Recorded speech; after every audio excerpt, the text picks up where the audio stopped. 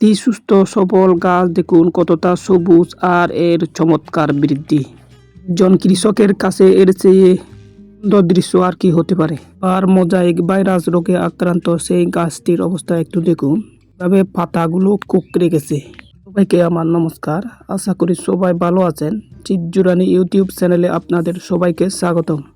আপনারা ইতিপূর্বে জেনে গেছেন আজকের ভিডিওটা আমাদের কি নিয়ে। পেশ আছে আমরা কৃষকরা সবচাইতে যে সমস্যায় পড়ি তা হলো পাতা কুঁকড়ে যাওয়া বা মোজাইক ভাইরাস। অনেক সময় আমরা বুঝতে পারি না কি কারণে এমন হচ্ছে এবং তার প্রতিকার কি। আজকের ভিডিওতে আমি আপনাদের দেখাবো কিভাবে এই রোগ চিনবেন এবং তার সমাধান কিভাবে করবেন। এই যে দেখুন, আপনারা দেখে চিনে রাখুন, কারণ অনেক সময় মুখে বলার চেয়ে একে চিনে রাখা অনেক সহজ হয়। আর এই যে দেখুন, এই কুচি পাতাগুলো কিভাবে আমাতে বা ছোপ ছোপ হলুদ হয়ে গেছে। পাতাগুলো কিভাবে স্বাভাবিকভাবে না বেড়ে উকড়ে ছোট হয়ে যাচ্ছে। অনেক সময় ডগার বৃদ্ধি থেমে যায়, ফলের গায়ে ছোট ছোট রিং এর দাগ পড়ে। মনে রাখবেন, এটি একটি ভাইরাসজনিত রোগ। এই ভাইরাস কিন্তু একা ছড়ায় না, এর বাহক হলো ছোট ছোট জাপ পোকা বা সাদামাছি।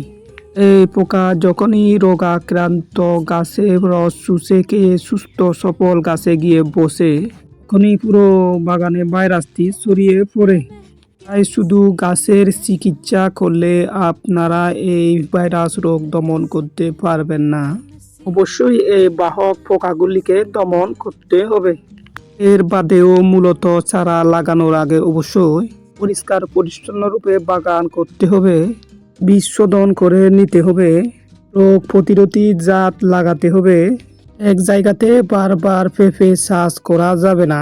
একই পরিবারের অন্তর্গত এক জায়গাতে সাথী ফসল হিসেবে লাগানো যাবে না, যেমন ধরুন ঢেঁড়স, এবং মাটি শোধন করে নিতে হবে। আর তারপরেও যদি আপনি দেখেন হঠাৎ করে আপনার বাগানে এই রোগ দেখা দিয়েছে, তাহলে সেই গাছটি উপড়ে দূরে কোথাও গিয়ে পুড়িয়ে ফেলুন। একটি গাছের জন্য আপনারা মায়া করবেন না, কারণ এই একটি গাছ আপনার পুরো বাগান ধ্বংস করে দিতে পারে। আর এই পোকা দমনের জন্য আপনারা ব্যবহার করতে পারেন ইমিডাক্লোপিড গ্রুপের ওষুধ থিদো বা এথমায়ার 1 লিটার পানির সাথে 1 ml মিশিয়ে পুরো গাছ 10-15 দিন পর পর স্প্রে করতে থাকুন এবং নিয়মিত আপনার বাগান পরিদর্শন করতে থাকুন এই পোকা দেখা যাচ্ছে কিনা। আর এই যে দেখুন, এই গাছগুলো কিভাবে সবুজ বর্ণ হারিয়ে একদম তামাটে হয়ে গেছে, কারণ এভাবে দেখালে আপনারাও দেখে চিনতে পারবেন। পরেও আপনারা ব্যবহার করে দেখতে পারেন বায়ো এনবির বা বায়ো বাইরন নামের স্প্রে গ্রুপের একটি ওষুধ, কারণ অনেক সময় এই ওষুধগুলি পুরোপুরিভাবে দমন করতে না পারলেও ক্লোরোফিল তৈরিতে সাহায্য করে, যার কারণে সবুজ বর্ণ ফিরে আসে। তাই আপনারা অবশ্যই বাগান করার আগে এই বিষয়গুলো মাথায় রাখবেন, কারণ একটি বাগানে মোজাইক ভাইরাস হওয়া মানে পুরো বাগান নষ্ট হয়ে যাওয়া, লোকসানের মুখে পড়া আর জীবন থেকে একটি বছর হারিয়ে যাওয়া। এই যে দেখুন, একটা সুস্থ সফল গাছে কি রকম পেঁপে ধরে, তা সচরাচর ভাইরাসে আক্রান্ত গাছে এরকম ফল ধরতে দেখা যায় না। আর এটা হলো রেড লেডি পেঁপে, লম্বা জাতের সেই পেঁপের একটি গাছ।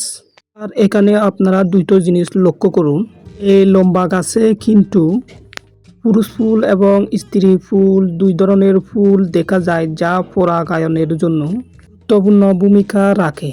এবং এই লম্বা গাছে আরও এক ধরনের বৈলিঙ্গ ফলও দেখা যায়, যা গোল জাতের ক্ষেত্রে দেখা মেলে না। আমিও একজন কৃষি উদ্যোক্তা, প্রায় 15 বছর যাবৎ বিভিন্ন ফসল চাষাবাদ করে আসতেছি। এর পাশাপাশি আমার ইউটিউবে 3টি চ্যানেল এবং ফেসবুকে একাধিক পেজ রয়েছে, যেখানে আমি প্রায় নিয়মিত ভিডিও আপলোড দিয়ে থাকি।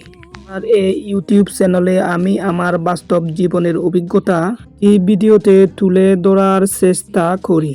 ভিডিওতে যদি আপনাদের একটু উপকারে আসে, তাহলে কেবলমাত্র আমার এই ভিডিও করা সার্থক হবে। তাই ভিডিওটি যদি একটু ভালো লেগে থাকে, আমার এই চিৎজুরানি এডুকেশন চ্যানেলটি সাবস্ক্রাইব করে সঙ্গে থাকুন এবং পাশে থাকা বেল আইকনটি বাজিয়ে দিন যাতে আমার ভিডিও দেয়া মাত্র আপনার কাছে নোটিফিকেশন চলে যায়। আর ভিডিওটি যদি ভালো লাগলে শেয়ার করে পাশে থাকুন।